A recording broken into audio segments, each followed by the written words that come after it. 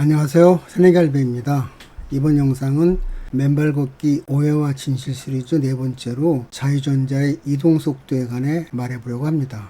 사실 이 내용은 제 맨발 걷기 생활을 소개했던 이 영상에서 한 차례 설명한 적이 있는데 이 주제만을 가지고 다시 만들어야 될 것 같다는 생각을 최근 했습니다. 그 이유는 영상의 마지막 부분에 말씀드리겠습니다.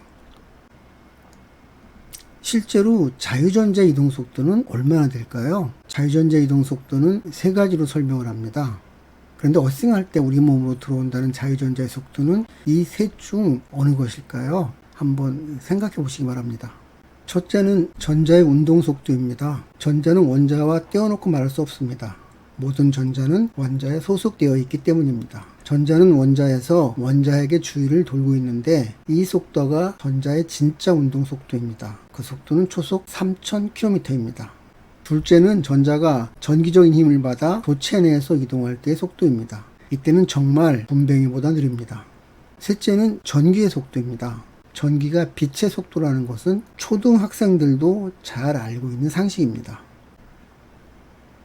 자유전자의 이동 속도를 알기 위해 몇 가지 개념을 먼저 알아보겠습니다. 그 첫째가 전기 회로입니다. 회로는 한자로 이렇게 씁니다. 영어로는 circuit라고 합니다. 우리말 사전에는 어디를 갔다가 돌아오는 길이라고 풀이되어 있습니다. 전기 회로는 한자로 이렇게 씁니다. 영어로는 electric circuit라고 합니다. 도선을 따라 흐르는 전기는 반드시 회로를 따라 돌고 돕니다. 전기회로란 전기에너지를 만드는 장치에서 전기가 나와서 쭉 돌아 다시 전기장치로 돌아가는 길을 말하는데 전기는 이 길을 따라 전기에너지가 만들어지는 한 한없이 끝없이 돕니다. 이것을 전류라고 합니다.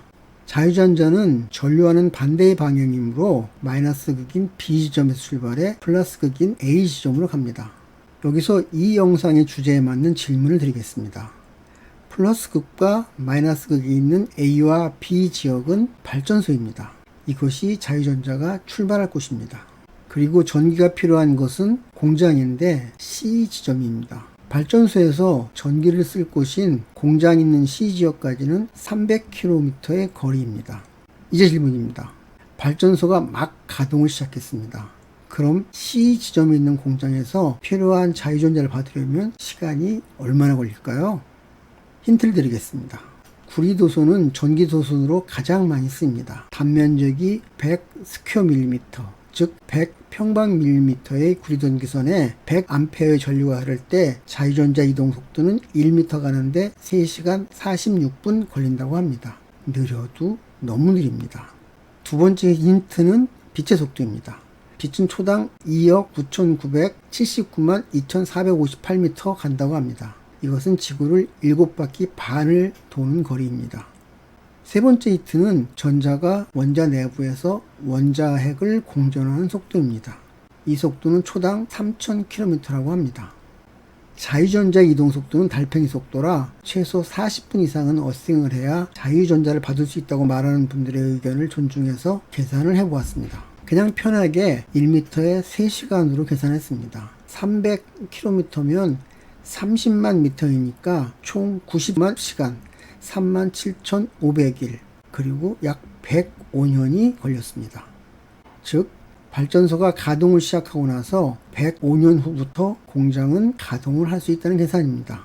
자유전자가 달팽이 속도이기 때문에 어싱은 최소 40분 이상 해야 된다고 믿는 분들은 300km 떨어진 발전소에서 공장까지 전기가 오는데 105년 걸리는 세상에 살고 계신 분들입니다. 그럼 답은 무엇일까요? 우리 모두 잘 알고 있습니다. 그것은 빛의 속도입니다. 발전소가 가동을 하고 있는 한 공장은 언제든지 스위치를 켜면 그 즉시 필요한 전기를 받습니다. 즉 필요한 자유전자를 즉각 받을 수 있다는 말입니다. 그런데 그 원리가 무엇일까요? 그 원리를 두 가지 버전으로 설명하겠습니다. 하나는 초등학생용 버전이고 다른 하나는 전문가 버전입니다. 전문가 버전은 저도 잘 모르는 내용입니다. 그러니까 이 부분은 건너뛰어도 될 것 같습니다. 근데 제가 굳이 이 내용을 왜 말하느냐 하면 하도 안 믿으시니까요. 지난번 이 영상에서는 제가 당구 버전으로 설명했습니다. 그런데 여자분들은 당구를 잘 안 치시기 때문에 이번에는 구슬을 준비했습니다. 테이블 위에 구슬이 일렬로 늘여서 놓여 있습니다. 여기에 힘을 줍니다. 그러면 맨 끝에 있는 구슬이 떨어집니다. 언제 떨어질까요? 미는 것과 동시에 떨어집니다. 그것은 다른 구슬들이 힘을 매개하기 때문입니다. 매개한다는 말은 힘을 전달한다는 말입니다. 이게 자유전자의 이동 원리입니다. 즉 출발하는 전자가 도착하는 전자와 같은 전자가 아니란 말입니다. 나에게 필요한 전자가 꼭 출발하는 전자여야 될까요? 그럴 리가 없죠. 나는 그냥 내가 필요한 전자를 받으면 되는 겁니다. 내 발바닥과 땅이 맞닿는 순간 첫 자유전자가 내 몸에 들어오면 동시에 내 몸의 전해질 속에 있던 자유전자들을 매개로 하여 활성산소 가장 가까이 있던 전자가 활성산소, 즉 프리라디칼과 결합합니다. 즉 어싱 효과는 빛의 속도로 이루어지는 것입니다. 이때 A 지점에 떨어진 구슬을 B 지점으로 옮기고 다시 힘을 주면 그 다음 구슬이 떨어집니다. 이렇게 반복되면 전류의 흐름과 같은 흐름이 만들어집니다. 이제 전기 회로들을 보겠습니다. 도선 내부에는 자유전자가 꽉 차 있습니다. 가운데 배터리 모양을 한 것이 전원입니다. 이곳에서 전기를 만듭니다. 전기를 만든다는 것은 자유전자를 내보낸다 라는 말입니다. 전원은 배터리일 수도 있고 발전소일 수도 있습니다. 전기는 플러스 극에서 마이너스 극으로 흐르지만 자유전자는 마이너스 극에서 플러스 극으로 흐릅니다. 전원에서 전기를 만드는 힘을 기전력이라고 합니다. 우리가 전압으로 알고 있는 것과 거의 비슷합니다. 전압이 높을수록 자유전자를 내보내는 힘이 커집니다.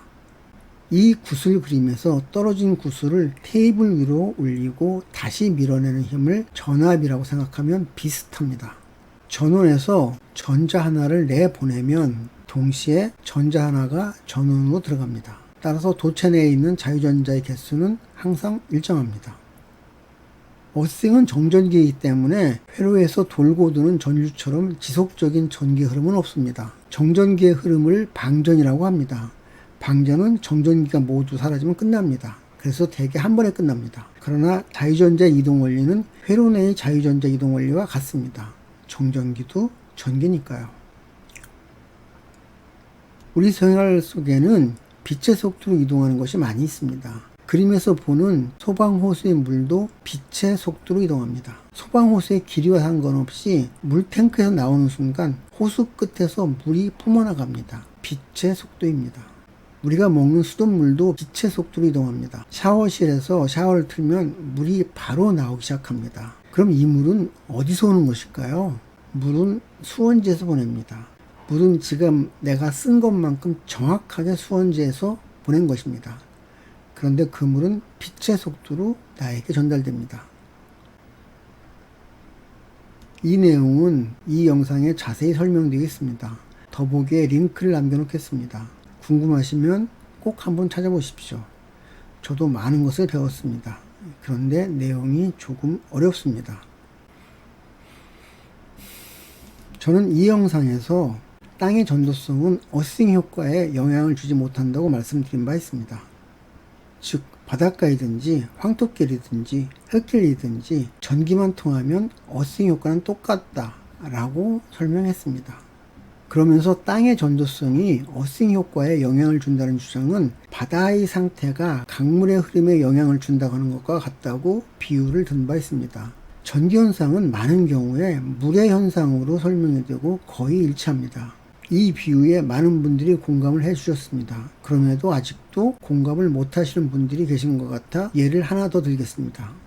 이 그림도 앞선 영상에서 보여드렸던 것입니다. 만일 세탁기가 땅에 접지되어 있었다면 세탁기에 누전이 생겨도 문제가 없습니다. 왜냐하면 누전된 전기는 접지선을 따라 땅으로 흘러내리기 때문입니다.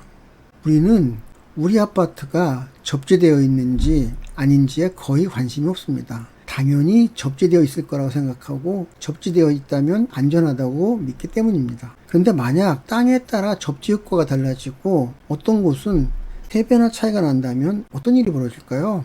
역세권이란 말에 못지않게 접세권이란 말이 나돌고 아파트 가격에 프리미엄이 붙지 않을까요?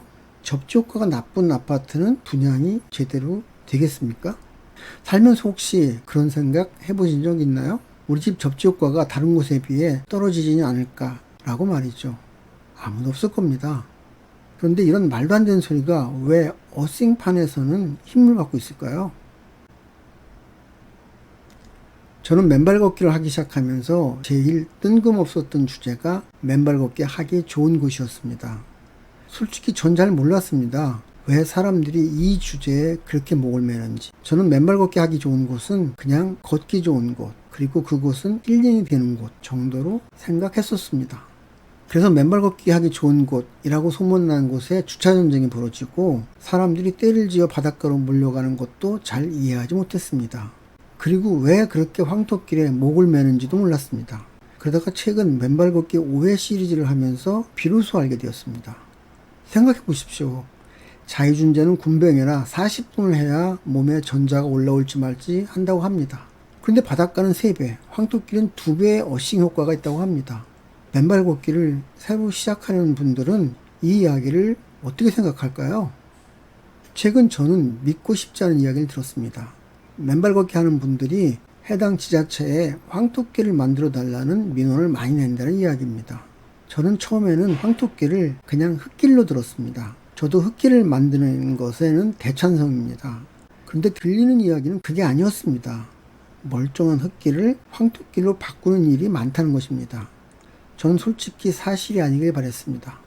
며칠 전 저는 어떤 시청자분의 질문으로 황토족탕이라는 게 있다는 것을 처음 알았습니다. 황토족탕이 효과가 있느냐는 질문을 해주셔서 검색을 해봤는데 검색해보고 깜짝 놀랐습니다. 이 그림은 제가 본 유튜브 속의 황토족탕은 아닙니다. 제가 본 영상에는 어느 경치 좋은 산 중턱에 원래 풀밭이 있던 곳을 모두 드러내고 황토로 뒤덮어 족탕을 만들었는데 그 모습을 보고 가슴이 턱 막혔습니다. 솔직히 저는 황토가 갖는 특별한 효과에 대해 잘 모릅니다.